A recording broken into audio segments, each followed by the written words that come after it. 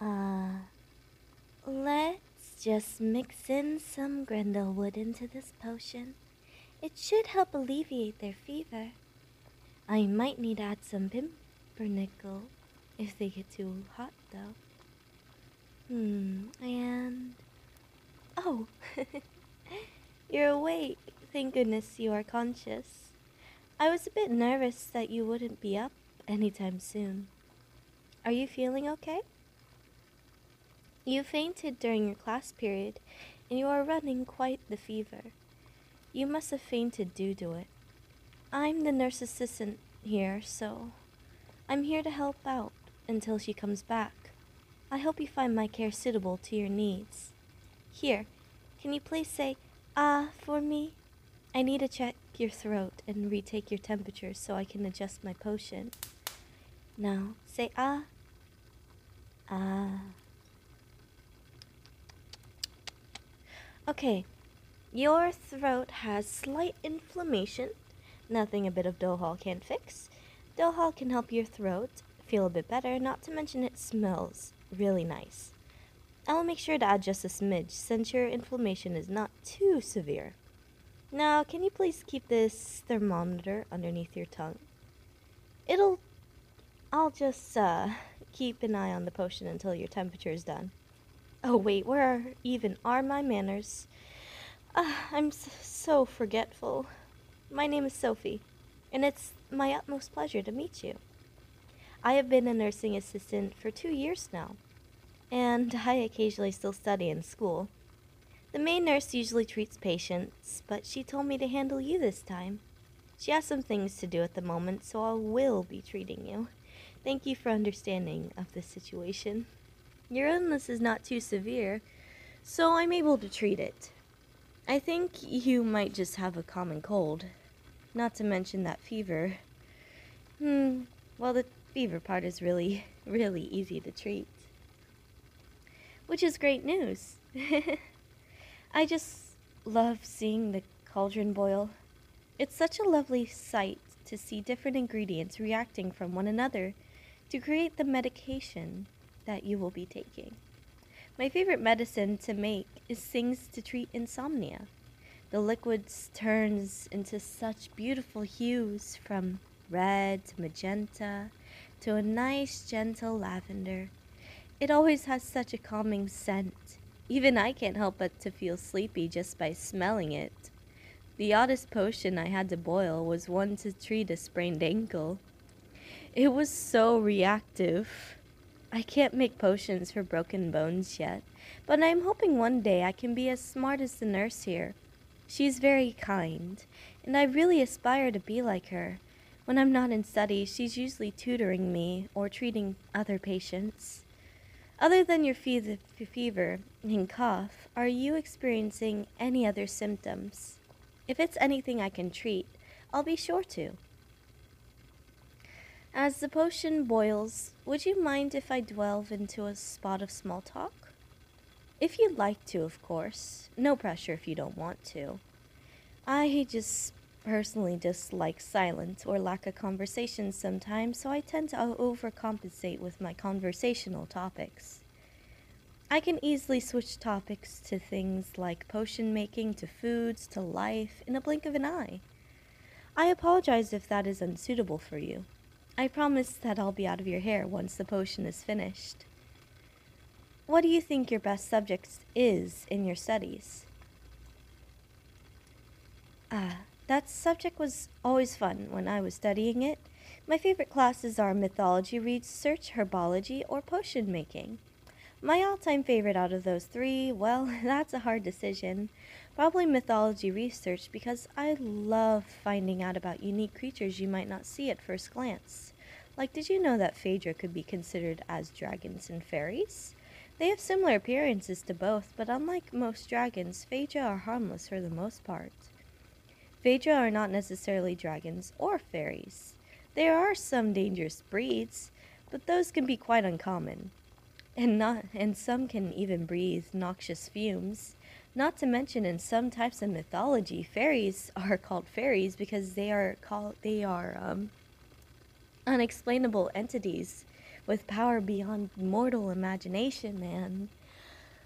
Oh, Whipple Wapple, sorry, I went rattling off there. You must be bored of hearing that kind of thing.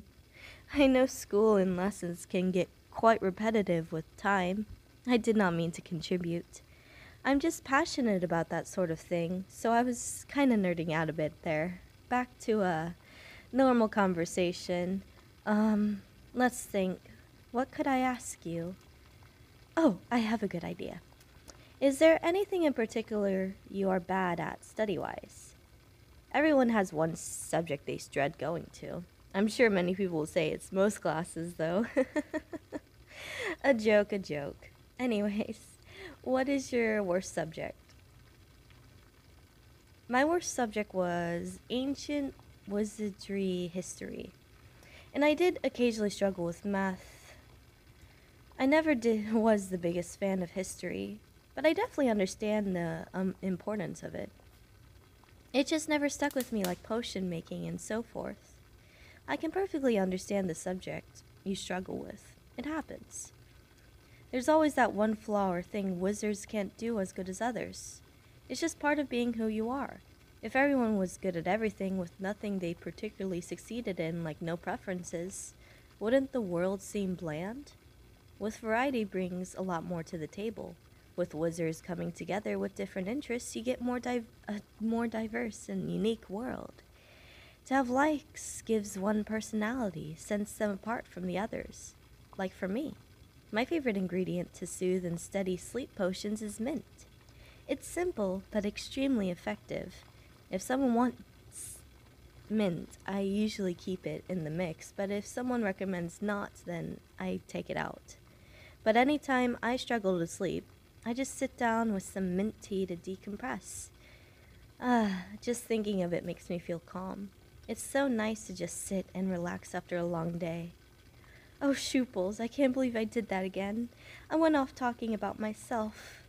I hope you did not mind hearing that information. I highly doubt you may care, but it is pleasant to talk to other people. It makes me feel less anxious. Sitting in utter silence with another person in the room always makes my mind wander. Questions like, what are they thinking? Why aren't they talking? Did I scare them? Do they hate me? Plague my mind. It's a common occurrence for me, so I usually just talk about and make up for any awkwardness in conversation by talking about myself or things I may enjoy. It can get annoying, yes, but I find it a lot easier to talk about boring things instead of sitting in silence. The bubbling of the pot can also help. Oh, speaking of pot, I need to check the potion. 1 second if you'll excuse me. Alright, let's see. Okay, so the potion is almost ready. I just need to add a cloak of draught, pepperel, and a smidge of flodergen. To stabilize the mixture, I need to add a bit of hoistwort.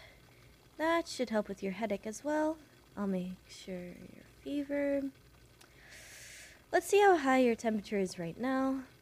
Alright, so add a bit more hoistwort. Your fever is a bit higher than I anticipated. You have been such an understanding patient for me today. Thank you for listening. It really means a lot to me. I appreciate your time, and I hope after you drink this potion, you can feel a bit better. Feel free to come back anytime you are feeling ill. The nurse and I will always be here to help. Okay, the potion seems to be done. I hope it tastes good. It's pretty hot, so here, I can cool it off for you. Sorry, it's a bit hot. I thought I'd cool it off. I hope it's not an issue. Here's the potion. You can drink it and head back to class. If you want to be treated again by me, feel free to tell the nurse, Miss Joyce. My name is Sophie. If I'm available, I'll make sure to treat you again. Thank you so much for spending time with me today. I hope you feel so much better. Have a great day. I hope to... Well, not really hope to see you again. That would kind of be a bad omen. I wouldn't want you to get sick again, but I really hope that maybe outside of the work that I do in the office, I could see you again. You were very understanding and kind, and listened to me. So, maybe outside of work, you could maybe see me again. I'd really like that, you know? Sorry, I'm overstepping my boundaries, aren't I? You should just head back to class. Bye.